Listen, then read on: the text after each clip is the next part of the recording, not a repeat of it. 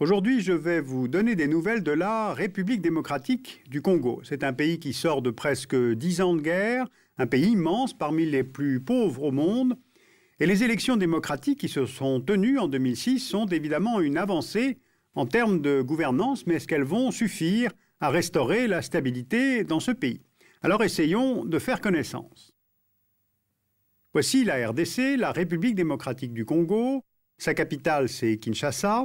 Ce pays, c'était le Zaïre jusqu'en 1997. Et avec 2 300 000 km², c'est l'un des plus vastes États du continent africain, à peu près 4 fois la France. Or, depuis l'indépendance en 1960, l'unité du pays se maintient avec difficulté, et ceci pour plusieurs raisons. Rapprochons-nous. D'abord, première raison, le territoire a des frontières artificielles. Cette ancienne colonie belge a été formée autour du bassin du Congo. Le fleuve fut l'une des voies de pénétration du pays au moment de la conquête coloniale au XIXe siècle. Le pays a une ouverture sur l'Atlantique qui est très réduite, 37 km, soit un petit peu plus que la largeur du delta. Le deuxième facteur qui s'oppose à l'unité de ce pays, c'est la grande diversité ethnique. Le pays a 65 millions d'habitants, répartis en un peu plus de 200 ethnies, dont les principales, Mongo, Luba, Congo, appartiennent au groupe Bantou, et certaines, comme les Congos ou les Lunda, vivent à cheval sur les États voisins. Le Congo est aussi au croisement de 4 grands espaces linguistiques, le Lingala à l'ouest, le Kikongo au sud, le Chiluba au centre, le Swahili à l'est. Le troisième facteur qui menace l'unité, c'est le milieu naturel et les conséquences qu'il peut avoir sur les infrastructures. La moitié du pays est couvert de forêts denses, ce qui rend les communications difficiles. Le fleuve Congo fait au total 4700 km. Or, il n'est navigable que sur certains tronçons, comme entre Kisangani et Kinshasa, ou bien entre Matadi, qui est un grand port congolais, et l'embouchure du fleuve. À peine 2% des routes sont asphaltées, donc le pays dépend de ses voisins pour les exportations. Si on prend par exemple Katanga, on voit bien que la région est mieux connectée par voie ferrée avec les pays voisins et les ports d'Afrique australe qu'avec Kinshasa, la capitale. Quatrième facteur d'instabilité, justement, ce pays est riche en cuivre, en or, diamants, uranium, en cobalt, en étain. Il y a du coltan, qui est ce minerai rare, qui est utilisé dans la production de puces de téléphones portables. Il y a aussi du bois dur, un peu de pétrole. Eh bien, ces ressources sont attractives et évidemment, elles suscitent des rivalités de pouvoir. À l'intérieur du pays, car ces matières premières garantissent une rente, qui d'ailleurs a surtout profité à l'élite politique et non pas à la population. Plus de 75% des Congolais vivent avec moins de 1 dollar par jour, mais aussi des rivalités à l'extérieur, donc à l'échelle régionale. Ces richesses ont entretenu les conflits qu'a connus le Congo à partir de 1996. Alors pour comprendre, changeons d'échelle. La RDC a 9 voisins. La Zambie et l'Angola au sud, le Congo-Brazzaville au nord-ouest, la République centrafricaine et le Soudan au nord, l'Ouganda, le Rwanda, le Burundi et la Tanzanie à l'est.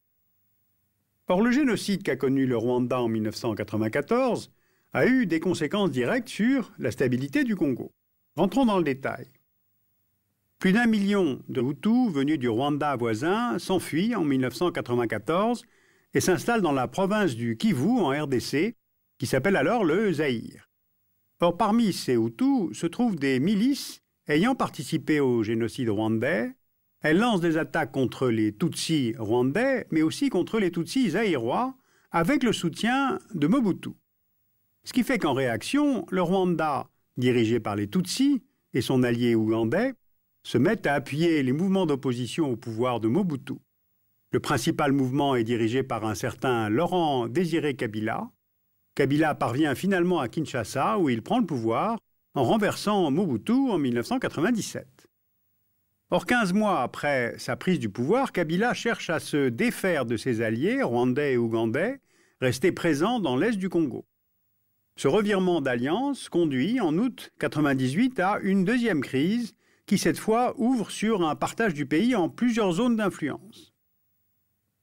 D'un côté, la partie ouest du pays, contrôlée par le gouvernement de Laurent-Désiré Kabila, puis à sa mort en 2001 par son fils, Joseph. Kabila est soutenu par l'Angola, le Zimbabwe et la Namibie, que l'on ne voit pas là sur la carte. Et puis de l'autre côté, on trouve le mouvement de libération du Congo, le Rassemblement congolais pour la démocratie et plusieurs milices au nord-est. Ils sont appuyés par l'Ouganda et le Rwanda, c'est-à-dire les anciens alliés de Kabila. Ces deux pays justifient leur présence militaire dans l'est du Congo pour contrer les bases arrières de la rébellion ougandaise et rwandaise, mais ils y ont aussi des intérêts économiques. Les officiers ougandais participent au trafic de l'or, du bois, des diamants de la région de Kisangani, et les Rwandais participent à l'exploitation des ressources du Kivu, l'étain, l'or et le coltan. Alors, bilan de cette guerre entre 1998 et 2003, un pays divisé, plus de 3 millions de morts, 1 million de déplacés, 400 000 réfugiés hors du pays. Où en est-on aujourd'hui? En Afrique du Sud a été signé en avril 2003 un accord entre les parties. Un gouvernement de transition a été formé, instaurant le partage du pouvoir entre Kabila et ses opposants dans l'attente d'élections. Elles ont été reportées à plusieurs reprises et se sont déroulées entre juillet et octobre 2006 grâce à une large implication de la communauté internationale. Les Nations Unies, dans le cadre de la MONUC, ont déployé 18 000 soldats et policiers, principalement au Kivu et en Ituri, pour un budget de près de 1 milliard de dollars par an. C'est la plus importante mission de maintien de la paix de l'ONU dans le monde, à la fois en termes d'effectifs et en termes de budget. L'Union européenne aussi a envoyé en urgence la force Artemis en Ituri en 2003, puis en 2006 la mission de l'EUFOR, 1000 hommes à Kinshasa, pour préparer les élections. Et puis l'Union européenne a aussi été le principal contributeur étranger au budget électoral du Congo. Eh bien, ces premières élections démocratiques de l'histoire du pays ont été remportées par Joseph Kabila, qui a été élu avec la majorité des voix dans 8 des 11 provinces du pays.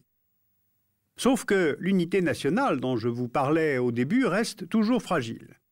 D'abord parce que certaines régions de l'est du pays restent soumises à l'influence de groupes rebelles, comme les forces d'autodéfense du Nord Katanga ou les guerriers Maï-Maï au Kivu, et face à ces mouvements, l'armée congolaise est encore mal organisée. Le deuxième défi à relever, c'est celui de l'équilibre financier entre les provinces. La nouvelle constitution de décembre 2005 prévoit un redécoupage des 11 provinces actuelles en 26 entités. Ces nouvelles provinces géreront 40% du revenu national, ce qui revient à quadrupler leur budget actuel. En fait, il s'agit de limiter les tendances sécessionnistes, comme ce fut le cas au Katanga en 1960. Des provinces comme le Kasaï attendent beaucoup de cette décentralisation afin de profiter des revenus du diamant. Même chose au Congo central. C'est une région relativement stable qui attire les investisseurs étrangers pour son potentiel hydroélectrique et son pétrole. Mais il y a aussi des provinces plus enclavées qui ont moins à gagner de cette décentralisation car elles ont peu de ressources naturelles.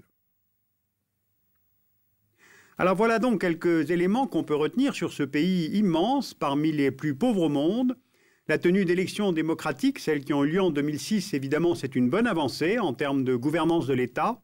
Aujourd'hui, il reste à construire des infrastructures de transport, consolider les fonctions de l'État et limiter, bien sûr, le phénomène de corruption, désarmer les milices pour former une armée nationale, avec toujours cette même question. Est-ce qu'il faut amnistier les anciens chefs de guerre par souci de tourner la page politique, ou au contraire les condamner par un tribunal interne ou un tribunal international, par souci de rendre la justice qui parfois peut réparer les souffrances.